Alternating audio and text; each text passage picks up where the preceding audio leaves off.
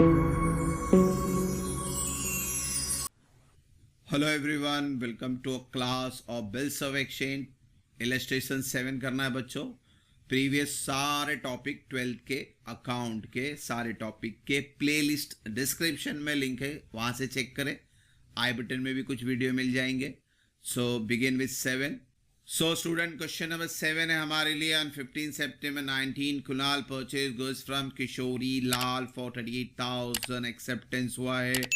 Credit period days में दिया गया, अच्छी बात है। कौन उनका मेन क्वेश्चन क्या है? जर्नल एंट्री बनाइए किशोरी लाल के बुक में भी और कुणाल के बुक में भी। किशोरी लाल ड्रॉवर हैं, Kunal purchase goods from Kishori लाल। तो इसको रिवर्स अगर बोलूं तो Kishori Lal sold goods to Kunal.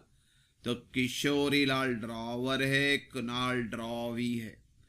इसमें आपका क्रेडिट पीरियड जो है वो डेज में दिया हुआ है, मंथ में नहीं दिया हुआ है।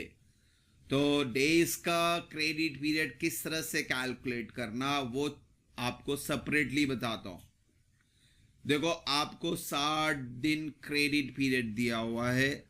बिल का डेट सेल से कभी शुरू नहीं होता, एक्सेप्टेंस के बाद ही बिल का डेट शुरू होता है। तो सेल्स तो 15 सितंबर को हुआ, मगर Kunal gave is acceptance after site for 60 days on 18 September। तो 18 सितंबर से हमारा मीटर डाउन होगा, ड्यू डेट यहां से कैलकुलेट होगा, 15 से नहीं। तो जब भी आपको क्रेडिट पीरियड डेज में हो तो पूरा 60, 70, 80 जो भी है उसके अंदर बिल का जो भी महीना है और जो भी तारीख है उसको समझे। तो पूरी तारीख को प्लस कर दे। 18 है तो मैंने 18 प्लस किया। अगर ये बिल बनता 25 सितंबर को तो यहां मैं 25 प्लस करता। अगर ये बिल बनता 3 सितंबर को तो मैं यहां 3 प्लस करता। तो 60 में 18 प्लस करे तो 78 हुआ है। अब 78 से कैलकुलेशन हम स्टार्ट करेंगे, उसको ध्यान से समझना। क्रेडिट पीरियड अब पकड़ेंगे हम लोग 78 डेज। हमारा महीना क्या है? सितंबर। तो अब यहां हेडेक नहीं, आप डायरेक्टली सितंबर से कैलकुलेट कर सकते हैं। और सितंबर में 30 दिन होता है, तो यहां से शुरू करेंगे, पहला माइनस करेंगे सितंबर का 30 दिन। तो बैलेंस कितना बचा? 48। सितंबर के बाद महीना आता है अक्टूबर, और अक्टूबर का डेज होता है 31। तो इसमें 31 भी माइनस कर सकते हैं। तो आपका बैलेंस बचता है 17। आपको अगर 30 या 31 दिन से कम आएंगे तो आपको वहीं पे रुक जाना है। जैसे पहला एग्जाम्पल में 78 से 30 माइनस किया तो 48 आया, तो मैंने 31 माइनस कर लिया क्योंकि 48 31 से ज्यादा है। तो अब ये जो 17 आ रहा है ये यहां पे हम रुक सकते हैं, क्योंकि अक्टूबर के बाद नवंबर है, तो हम कंसीडर करेंगे नवंबर 17। मगर ये क्रेडिट पीरियड हुआ। अब गवर्नमेंट की तरफ से ग्रेस डे भी आता है, तो ग्रेस डे भी यहां प्लस कर दो। गवर्नमेंट कितना अलाउड करती है? 3 दिन। ये आपके बुक में है, रूल में है, तो आपको हर बिल के अंदर 3 दिन ग्रेस डे ऐड करना। तो टोटल कितना आ गया बच्चों? 20 नवंबर 2019। तो जब भी डेट आए इस तरह से कैलकुलेट करें। जो भी डेज रहेगा क्रेडिट पीरियड का, 70, 80, 90, 100, जो भी डेट रहेगा उसमें उस महीने का जो भी डेट है उसको प्लस कर लो। महीने के हिसाब से कैलकुलेशन करते जाए। हाँ, महीना याद रखना, किस में 30 आता है, किस में 31 आता है, उसको ध्यान देना। और जब भी आपका कैलकुलेशन 31 के अंदर आके रुक जावे तो वहीं पे आपका मंथ हो जाएगा, और मंथ होने के बाद फिर ग्रेस डे मिला दो। तो इस तरह से क्रेडिट पीरियड आ गया। अब आपका सम स्टार्ट करते हैं। पहला सम ड्रॉवर के बुक में तो परचेज नहीं, सेल्स होगा 15 सितंबर को। सेल्स की एंट्री हम लोग क्या पास करते हैं? Drawee to sales. तो यहां ड्रॉवी कौन है? Kunal account, debit to sales account.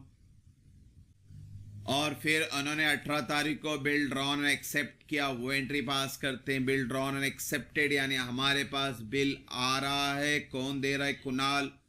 Bill receivable account, debit Kunal account.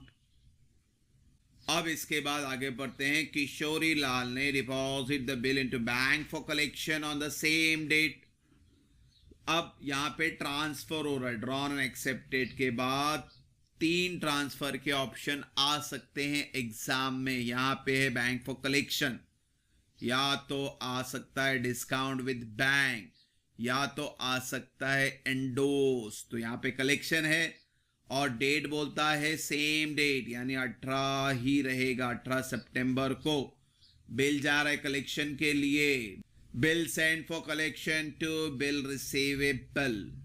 और कलेक्शन यानी ट्रांसफर के बाद बोलता है कि ड्रॉवी कुणाल ने बिल को ऑनर किया ड्यू डेट पे, मगर इसमें बैंक चार्ज कर रहा है क्योंकि कलेक्शन एजेंट को आपने बिल दिया था कि भाई मेरे बिहाफ पे जाके ड्रॉवी से पैसा लो। तो ये एजेंट जो है वो बोलता है कि भाई मेरे को 150 रुपीज़ भी चाहिए। ठीक है, अच्छी बात है, दे देंगे। पहली बात तो ऑनर हो डिसऑनर हो ड्यू डेट पे होगा। ड्यू डेट हमने निकाला है 20 नवंबर को। हमारे पास कुछ पैसा आने वाला है। ये पैसा कौन देने वाला है? आपको कौन देगा? एजेंट देगा। ड्रॉवी आपको नहीं दे रहा है। एजेंट गया ड्रॉवी के घर पे, उसने पैसा लाया और एंड में आपके पास पैसा आ रहा है, एजेंट दे रहा है। तो इसको समझना, इसको यहाँ इंपॉर्टेंट एंट्री होती है।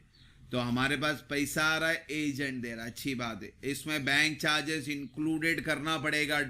इसको नॉमिनल अकाउंट कंसीडर करें। Debit all expenses and losses. Bill कितने का दिए थे आप उन्हें एजेंट को? 38 का। एजेंट बोलता है भाई मेरा 150 का कमीशन है। तो आपके अकाउंट में जो पैसा आएगा वो 38 माइनस 150, दैट इज 37,850। ये बहुत इंपॉर्टेंट है, तो ये चीज को ध्यान से समझना। अगर बैंक चार्जेस इंक्लूडेड है तो ये सिर्फ कलेक्शन में होता है और किसी में नहीं होता है। तो इस तरह से आपने ड्रॉवर की एंट्री पास की। अब एंट्री पास करते हैं ड्रॉवी के बुक में।